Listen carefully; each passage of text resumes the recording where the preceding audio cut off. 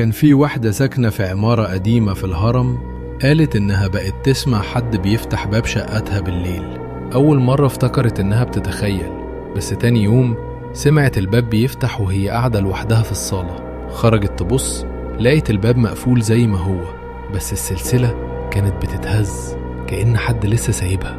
جابت الكاميرا اللي عندها وحطتها قدام الباب طول الليل عشان تفهم ايه اللي بيحصل.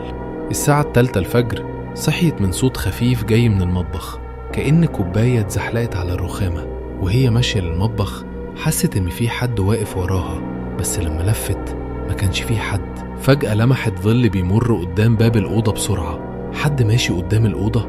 رجعت تجري عند الكاميرا عشان تتأكد انها مش بتتهيأ لها.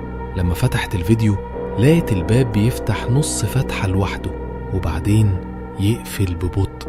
بعد ثواني ظهر في الكادر حاجة شبه يد بتسحب السلسلة لفوق من غير ما تتفتح.